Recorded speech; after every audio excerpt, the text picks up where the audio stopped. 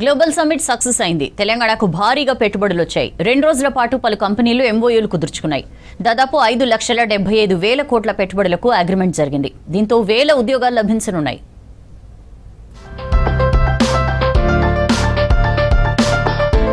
Global summit వేదికగా రాష్ట్రానికి పెట్టుబడుల వరద పారింది. 2 రోజుల పాటు జరిగిన సమ్మిట్లో దాదాపు 5,75,000 కోట్ల పెట్టుబడులు వచ్చినట్లు ప్రభుత్వం ప్రకటించింది. వివిధ కంపెనీలతో వరుసగా భేటీ అయిన రేవంత్ రెడ్డి పలు కంపెనీలతో ఎంఓయూలు చేసుకున్నారు. ఏఐ రెడీ డేటా పార్క్ 70,000 కోట్ల పెట్టుబడులు పెట్టేందుకు అగ్రిమెంట్ చేసుకుంది.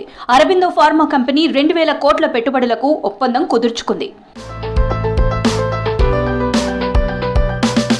రాష్ట్రంలో 1,000 కోట్ల రూపాయలు పెట్టుబడి పెట్టేందుకు భారత్ బయోటెక్ ఇంటర్నేషనల్ సంస్థ ముందుకొచ్చింది. Contract research development and manufacturing organization నిర్మాణానికి 1,000 కోట్ల రూపాయల పెట్టుబడి పెట్టనుంది.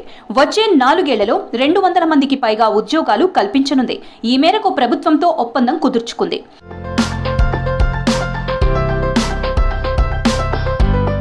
Food and agriculture RT centre కోసం ఫర్టిస్ ఇండియాతో తెలంగాణ ప్రభుత్వం ఒప్పందం చేసుకుంది. 2 దశల్లో ఫర్టిస్ ఇండియా 2,000 కోట్ల రూపాయల పెట్టుబడి పెట్టనుంది. ఫుడ్ అండ్ బెవరేజెస్ యూనిట్ 2 విస్తరణకు కేజీఎస్ ఇండియా అగ్రిమెంట్ కుదుర్చుకుంది. ఫ్రీజ్ డ్రైడ్ కాఫీ ప్లాంట్ నిర్మాణానికి వింటేజ్ కాఫీ అండ్ బెవరేజెస్ ఒప్పందం కుదుర్చుకుంది.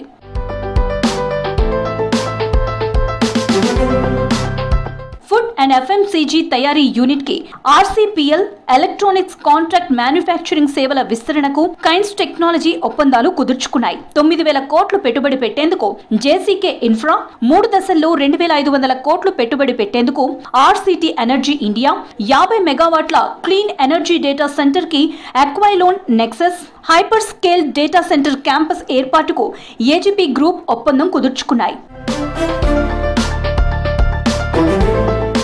పర్యాటక రంగంలో 7,045 కోట్ల పెట్టుబడులు పెట్టేందుకు ఒప్పందాలు జరిగాయి.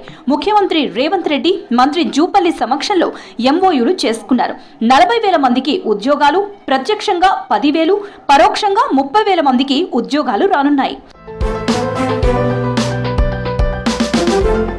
భారీ పెట్టుబడులతో ఫుడ్ ప్రాసెసింగ్, డేటా సెంటర్లు, ఔషధ రంగం, క్లీన్ ఎనర్జీ, ఎలక్ట్రానిక్స్ వంటి విభాగాల్లో పెద్ద ఎత్తున ఉద్యోగాలు రానున్నాయి.